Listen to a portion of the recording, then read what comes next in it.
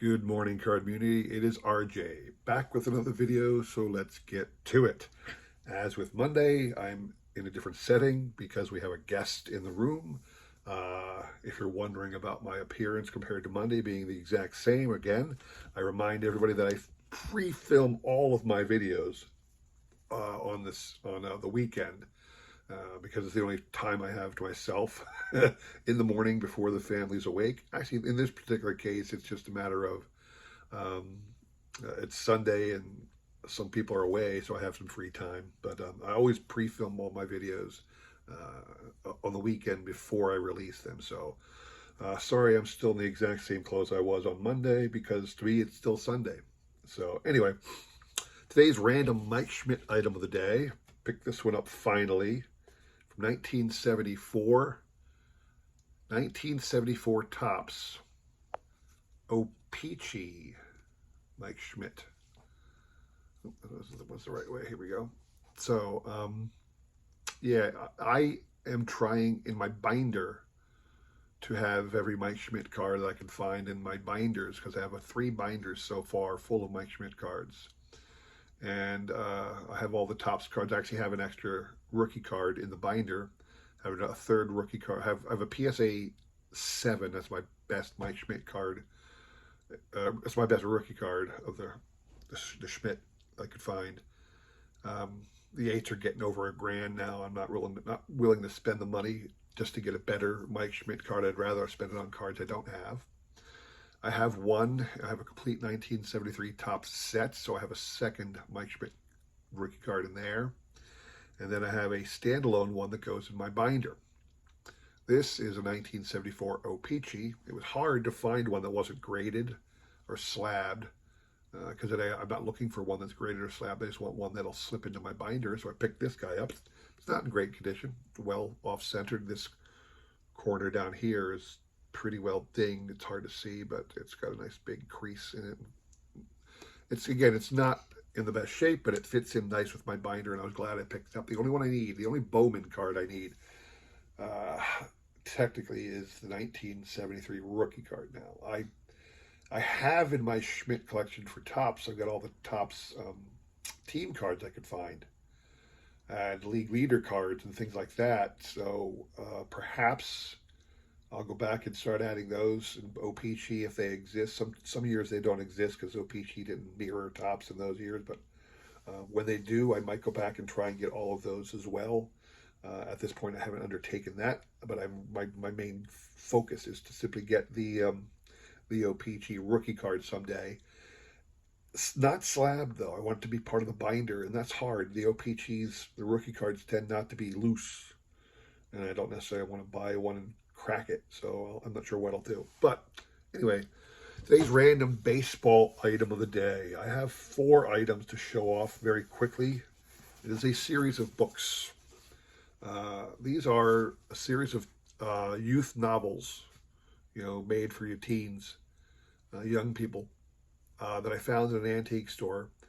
They're all the same publisher, company called Grosset and Dunlap out of New York City.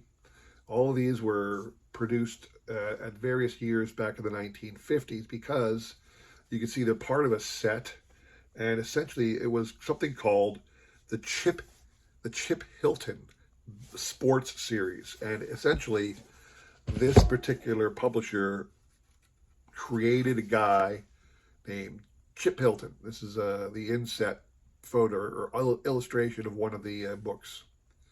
This is called Fence Busters. This was the book. Woman's name was Clair B, C-L-A-I-R, Clair B, who created all these different books. And this particular one was from 1953. Down here are some of the other titles that they created in the sports series. It's not all baseball. It's every sport. They have football books. I think they had basketball books.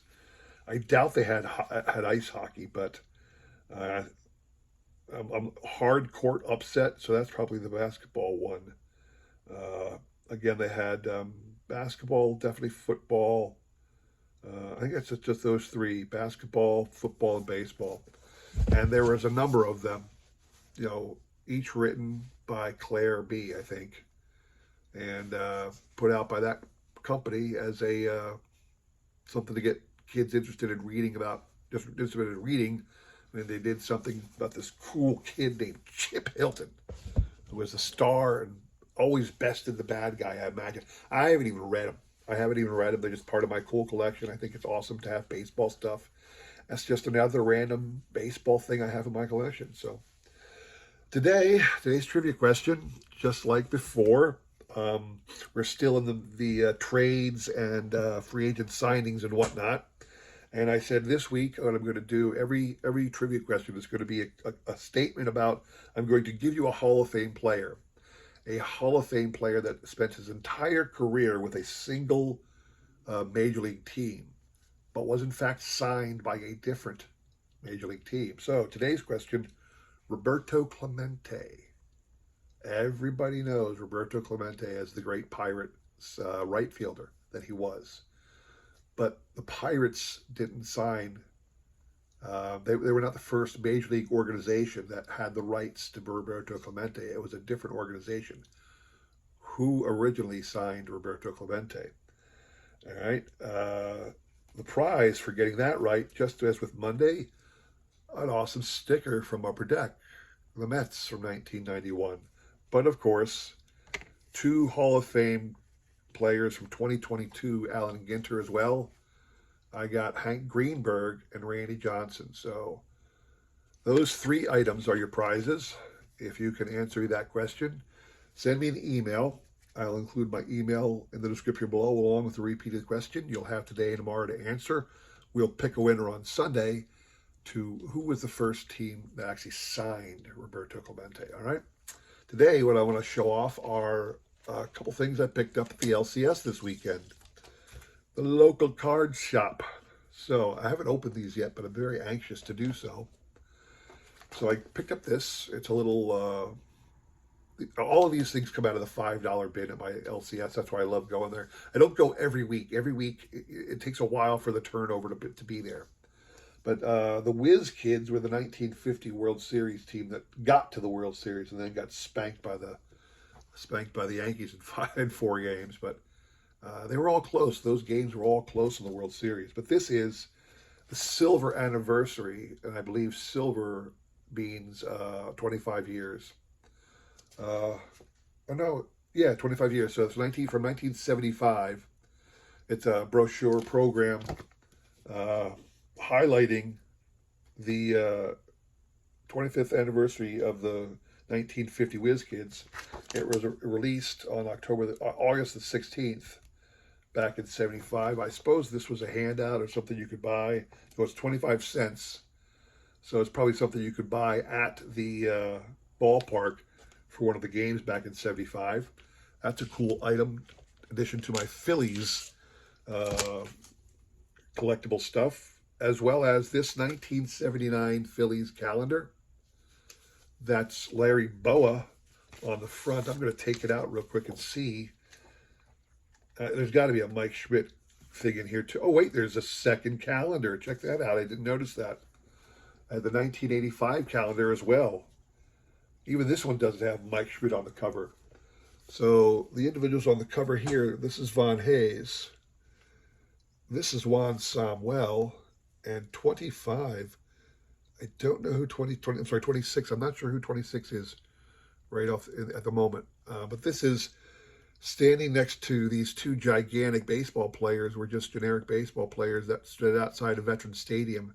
And they just got these guys posing there. So that's the 85 and 80 and 79 calendars. I got 2 for 1 there. And sure enough, you know they're going to have an image of Mike Schmidt somewhere in there. He made the April month in 79, and in 80, when do they have him in 80? Maybe I can find out who 28 is or whatever if I flip through the pictures in the thing here, because I have no idea who that guy is by his picture. I don't know. And I'm trying to find a Mike Schmidt picture, and I can't even find that. You're telling me they put out a calendar of the Phillies. in any given year and wouldn't put Mike Schmidt in there in one of the pictures, I'm offended. As a Schmidt collector, as a Phillies fan, I am offended at that fact. If they don't have a Mike Schmidt picture in here at one of the months, even if they combined him with another guy, that'd be fine for me. But he better be in here. I'm actually. You have to pause. You have to give me a moment. Here we go. Here we go. Okay, he made August, so there we go. That's a new picture of Mike Schmidt. I don't think I've ever seen that one. You know, Tops need to think about snagging that for Stadium Club or something. A new image. So we had the Whiz Kids Anniversary 2 calendar images. This is just a little thing called the World Series put out by Nabisco. You can see a pictorial history of the 10 best World Series. Now, I can't imagine that the Phillies 1980 is in here. It is actually. It's at the end. Maybe it's done because Nabisco. I think maybe it was issued in Philadelphia. You know what? This might have been issued in 1980. Maybe that's why the Phillies made the cut. I'm looking at trying to find the copyright date. No, yeah, this was printed in 1981, so the year after the Phillies won the World Series. So yeah, they were listed as the 10th of all the World Series, which is frankly a joke to say that the Phillies World Series against the Royals was number 10. But the reason I picked this up is not because I care that much about this product or Nabisco or the World Series. Mr. Schmidt made the back cover. So as a Schmidt collector, I consider this a Schmidt collectible now, that he is on the back cover. So that is why I snagged that one. This one I just snagged. I don't think it has any value at all, but it was in the $5 bin. It's kind of cool. It is a Jackie Robinson comic. I'm not sure who put this out and when. I'm going to pull it out real quick. Let's see, flip through. Yeah, it really is some kind of comic images of Jackie. It actually talks, I guess it goes back to his brother, because the first image is a comic of Adolf Hitler in 1936. If you know anything about Jackie Robinson, he had a brother, Mac Robinson, who was probably a better athlete than Jackie was, but he was older.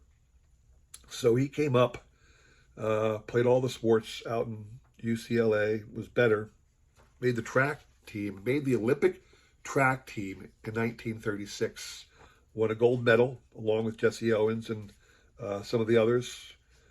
In the relay, I'm not sure what actual individual medals he won. Jesse Owens took all the good medals, but Mac Robinson got a couple as well. And that's why it starts out that way. And then it goes into Jackie's, life and whatnot. On the back, it says, "Join the revolution." This is a company called Revolution Comics. And you can see Jackie's life was one of a few different publications they kicked out whenever this was done. Let's see if I can find a copyright date or any kind of thing that tells me when this was issued. It looks like they did a couple other sports legends over the years. In the back, you can see they were highlighting some of the other, things they had done or were planning on doing.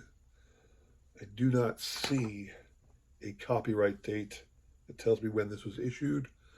But I just thought, Jackie Robinson is one of those legends of the game, and it can't hurt to have a little old comic about Jackie Robinson that only cost me $5. So lastly, and when I go to the $5 bin, I tend to buy 5 items just to keep it all 555. A new box set. So this is from 2004, obviously. It's a company called UD Rivals, Upper Deck Rivals. Took me a while to find this under the tradingcarddatabase.com, but I did. It's 32 cards, it says. It's a little misleading. There are 30 cards in the set. And it shows off a number of different rivals between the Red Sox and the Yankees. They had this great 3x5 top loader, featured some of the big stars of the day of the Yankees and Red Sox. Actually went back to some of the bigger names, Ted Williams and Mickey Mantle from the past, and they had the two darlings of current baseball back in 2004. You had Nomar Garciaparra, and Derek Jeter. And then, of course, Babe Ruth kind of spans both organizations, so they had that. Randomly inserted, you would find one of these cards, which is a what if. What if somebody was with the other team? And they were all serial numbered to like 2150, I think it is. Yeah, they're all serial numbered to 2150, if you can see that. There you go. And this one is the Babe Ruth card. It was WI3. I think there are 20 in that set, but again, they're randomly inserted, so I only have the one. Part of me wants to go after the others, but I'm not that interested. I'll probably just get rid of this one in a trade or a gift or a sale. But one of the cool things they have a number of individual cards of some of the great players. I'm not going to show off all the individual great player cards, but they have a lot of these rival cards where they show one member of the Red Sox next to one member of the Yankees. Now, some of them I question why they chose who they did, but a couple of them are really awesome, and I think I might want to get this card slabbed. I'll buy a separate one slabbed, keep the whole set together. But you have your great players who played for both. So they got this Wade Boggs card. Wade Boggs for both. They got a Roger Clemens card. Clemens on both thing. And of course they got a Babe Ruth card. Babe Ruth playing on both. But with the rivals, they have two that I think that are exceptionally well done. Let's see if I can find it. So here is perfect card. Thurman Munson versus Carlton Fisk. Back in the 70s, there you go. There wasn't nothing better than a rivalry between the Red Sox and the Yankees, who both had two of the greatest catchers who ever lived. Carlton Fisk and Thurman Munson on the same freaking card. For some reason, Joe DiMaggio appeared on a couple different rival cards. I'm not going to show them all to you. Some of them don't make any sense.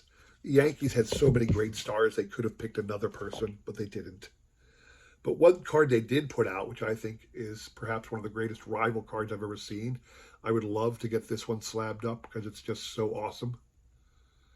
Ted Williams versus Joe DiMaggio. How awesome is that? To have that as a rivals card. To have those two guys on the same card, a card called Rivals. That is a fantastic card. And, you know, again, part of me wants to find that in a slabbed version from PSA and snag it. I don't know that I will. It's just one of those things I'm contemplating.